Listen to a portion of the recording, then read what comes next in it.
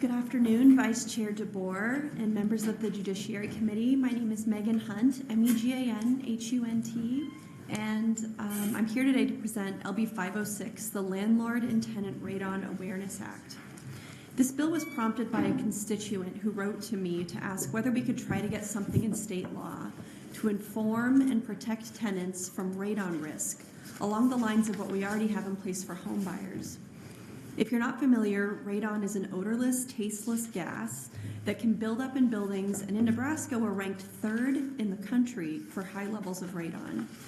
It's undetectable without testing, and it is the leading cause of cancer among non-smokers. I want to shout out Senator DeBoer for leading the charge on our radon-resistant new construction law, which applies to new homes built after 2019. But this does not cover everybody in Nebraska, of course.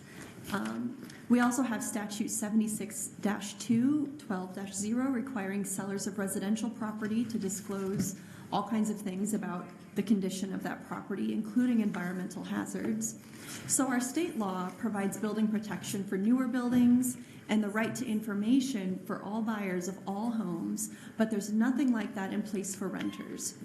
Without LB506, there is no recourse if a landlord rents out a room or a house with dangerous levels of radon. There's no statutory requirement for landlords to disclose a known radon hazard, which is unfair for renters as it's inconsistent with what our law provides for home buyers. In looking around for a model, we found 4 states that specifically provide radon awareness for tenants: Colorado, Florida, Illinois, and Maine. There might be more that cover radon awareness in their landlord-tenant laws generally, but that's what we were able to find. Omaha, in particular, has consistently above average radon rates in test results reported from DHHS. In looking at all of these other states' laws, we went with Illinois, the way that they have their bill as a model, as it most closely matches what we already have in statute for home buyers in Nebraska. With LB506, landlords will distribute a standardized radon disclosure information form to prospective tenants. This doesn't mean they're saying the unit has a radon issue, it's just general information about the potential for exposure in buildings in Nebraska. If the unit has been tested and has showed elevated radon levels, the landlord has to disclose that result to the tenant. If there's a known radon issue that is disclosed, that tenant gets a 90-day grace period during which they can back out of the lease without penalty. The tenant can conduct their own radon test of a unit or have mitigation done anytime at their own expense. If a tenant gets a test that shows a radon problem, the landlord can have their own test done by a radon measurement specialist within 30 days to disprove the tenant's result. If the landlord opts not to have their own test or to mitigate the hazard at all, then the tenant has the right to terminate the lease without penalty or loss of security deposit within 90 days, or to hire a radon mitigation specialist at the tenant's expense.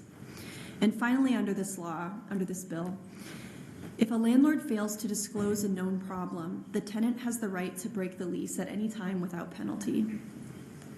To be clear, LB506 does not require anything of the landlord beyond distributing the standardized form on which they'll check a box saying there is or isn't a known radon hazard in the unit.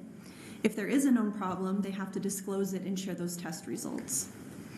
If a tenant chooses to have their own test done and finds a problem, the bill protects the landlord's right to get the tenant's test disproven. The bill explicitly provides that the landlord is not obligated to conduct or fund any testing or mitigation activity. The goal is just to provide information to tenants, not to create a burden for landlords. I've been in enough landlord-tenant hearings to know, no one really wants to get tangled up in that, so including myself. So I'm happy to answer any questions. Are there any questions for Senator Hunt? I don't see any. Thank you, Senator Hunt. Are you going to stay around for closing? Yes. All right. Notes, unless you did it. No. That there were 13 proponent comments submitted, 35 opponent comments submitted, and no neutral comments submitted. Welcome back. Thank you, Madam Chair, and greetings again. A lot of the opposition comments, I got no problem with that. You know, if the landlords would prefer to pay for testing and mitigation, very good. Like Ms. Gilbertson's suggestion, if we just want to disclose to property owners that there was a test or that they want to do some mitigation, I think that's fine to clarify as well. One thing I wanted to sort of share with the committee about customer quick tests. On DHHS's website, they talk about radon quick testing, and they cost $18.95, $15.95, $18. There's a reduced cost test kit program, so it can be very affordable. And professional testing, according to our research, ranges between $150 and $300. So that's not nothing, but you know, it's if you have a real concern about radon, for many people, I do think that that's an affordable cost, whether that's being put on the tenant or the landlord. One other thing I just wanted to mention, just to clarify, if responding to one of the testifiers, if a landlord does their own test and it does not have elevated radon, under this bill, they would not be liable for anything. They wouldn't have to do mitigation. They wouldn't have to pay medical bills. My bill doesn't speak to medical bills at all. There's no scenario where they would have to be liable for medical bills under my bill. So in that scenario that we heard from that testifier, this bill would not apply. I'd be happy to answer any questions. Thank you. Any questions for Senator Hunt? Senator Storr. Thank you. Thank you, Senator Hunt. I just trying to listen to the various concerns, and I'm always all about sort of simplification. Would it? And I don't know what the requirements are right now for every so often you should have your heat system tested, and sure, just maintenance. The city requires certain inspections on a periodic basis. Is there some way to just sort of align this with the requirements for when you sell a home? I mean, I know that we're not talking apples to apples, but at some, and I was just looking up, what the recommended testing period is for radon, and it kind of varies every few years. So it's not something that necessarily can change apparently in 6 months or 12 months or 18 months, but to just take a broader approach and say I don't know what the magic number is, every 3 years that a property is tested and those results are shared in the lease agreements, or I mean something that's just a little more simple, a little more direct, transparency, because I can see where this could get a little messy with all the provisions of the tenant being able to do it and what test did they use and did they know how to do it right. Well, frankly, I'm open to amending the bill to say that it has to be a radon mitigation specialist, that it can't be an at-home test.